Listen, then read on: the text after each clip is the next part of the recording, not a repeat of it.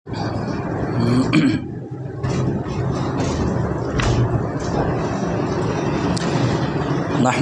ونصلي على رسوله الكريم اما بعد فاعوذ بالله من الشيطان الرجيم بسم الله الرحمن الرحيم الف لام را تلك آیات الکتاب وقرآن مبین۔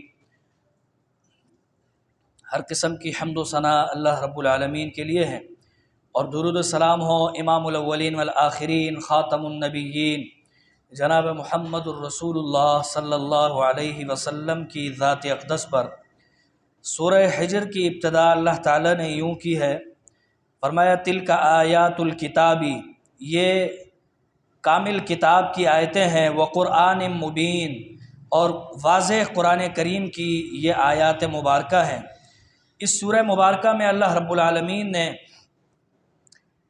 ان قوموں کا ذکر کیا ہے جن کے پاس انبیاء علیہم السلام بھیجے گئے تھے، لیکن وہ انہیں کہا کرتے تھے وَقَالُوا يَا أَيُّهَا الَّذِي نُزِّلَ عَلَيْهِ الذِّكْرُ إِنَّكَ لَمَجْنُونَ۔ وہ نبی علیہ السلام کو بھی اور آپ سے پہلے لوگوں کو بھی کہا کرتے تھے کہ جن پر ذکر نازل کیا جاتا ہے یہ تو دیوانے لوگ ہیں، یعنی انہیں نعوذ باللہ مجنون کہا کرتے تھے، اور کہتے تھے لَوْ مَا تَأْتِينَا بِالْمَلَائِكَةِ ان کنت من الصادقین، اگر تم سچے ہو تو ہم پر تم کیوں کتابیں پڑھتے ہو، تم کیوں قرآن پڑھ کے سناتے ہو، فرشتہ کیوں نہیں بھیج دیتا اللہ تعالیٰ۔ اللہ تعالیٰ فرماتا ہے ما ننزل الملائکۃ الا بالحق، اللہ تعالیٰ فرشتے نازل کرتا ہے حق کے ساتھ، وما كانوا اذا منذرین، یہ اس وقت نازل ہوتا جب وہ مہلت نہیں دیے جاتے، کیونکہ عذاب کے بھی فرشتے ہوتے ہیں، اور اللہ تعالیٰ عذاب کے لیے نازل کر دیتا۔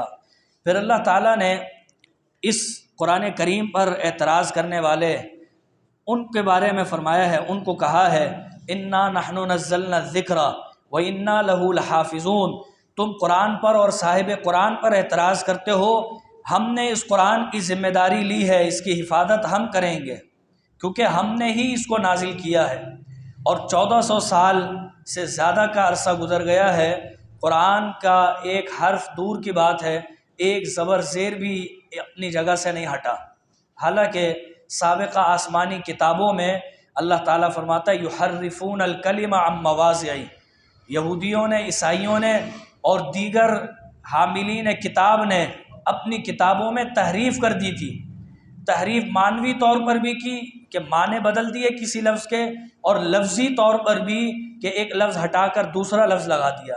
لیکن قرآن کریم کا یہ اعجاز ہے کہ اللہ نے جو آج سے 1450 سال پہلے وعدہ کیا تھا قرآن کی حفاظت کا، وہ من و عن آج بھی موجود ہے، حتیٰ کہ آپ قرآن کریم میں دیکھیں گے کہ قرآن میں ہم معنی لفظ ہیں، بہت سے الفاظ ایسے ہیں جن کے معنی ایک ہی ہیں، جیسے تقوی کا معنی ایک ہے، اور خوف کا، تقوی کا معنی بھی ڈرنا، خوف کا معنی بھی ڈرنا، حذر کا معنی بھی ڈرنا، لیکن تینوں کے لفظ لانے کے مقاصد الگ الگ ہیں، اس لیے تقوی کی جگہ حذر اور حذر کی جگہ خوف نہیں آ سکتا۔ تو یہ قرآن کریم کا اعجاز ہے۔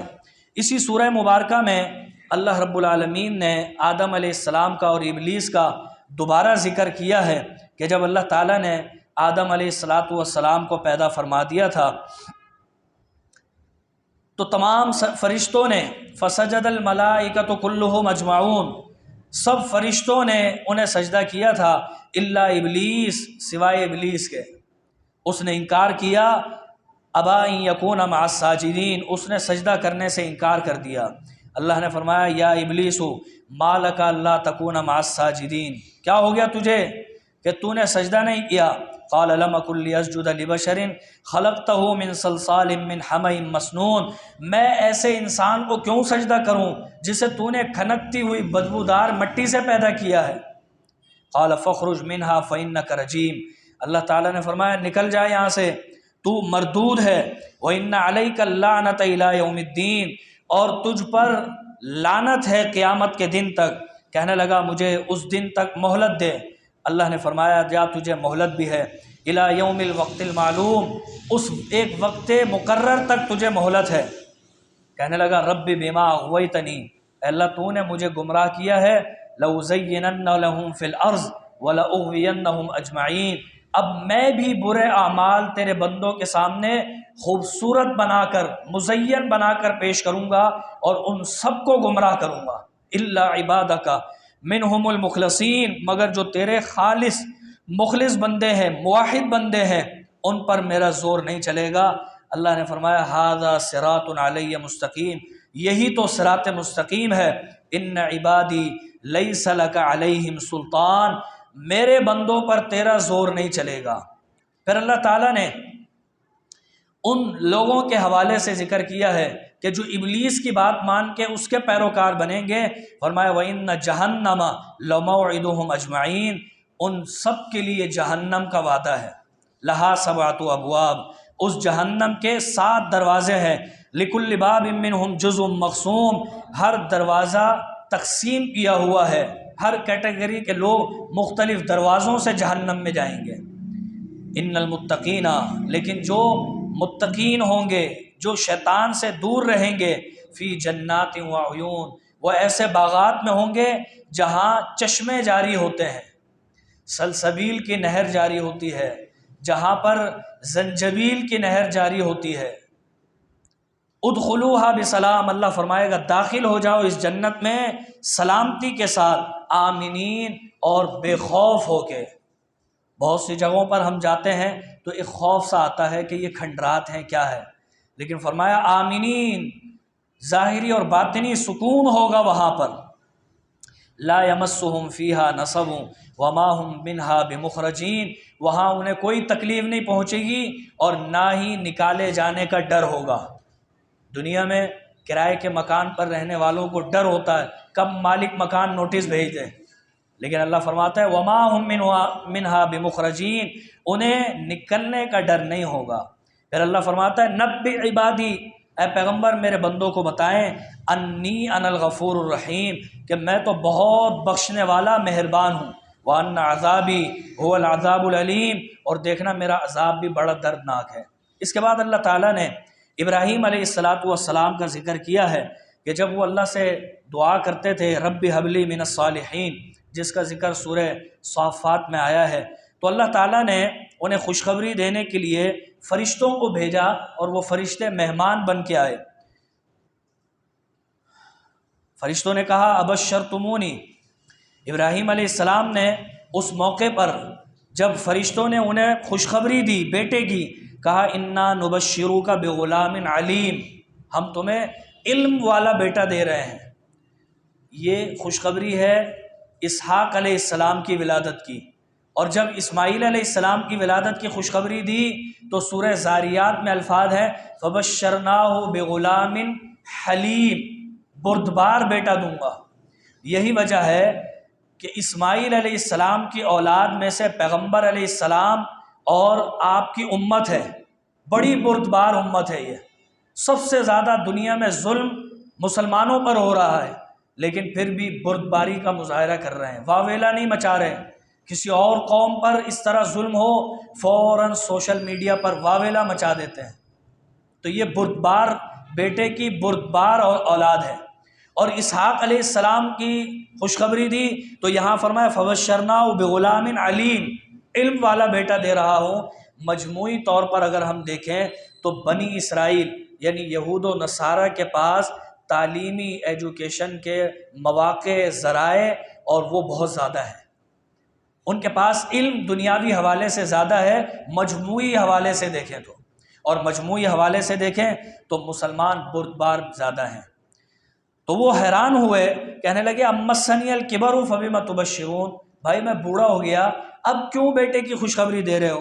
قالوا بشرناک بالحق، اللہ نے حق کے ساتھ آپ کو خوشخبری دی ہے، فلا تکن من القانتین، آپ مایوس لوگوں میں سے نہ ہوں۔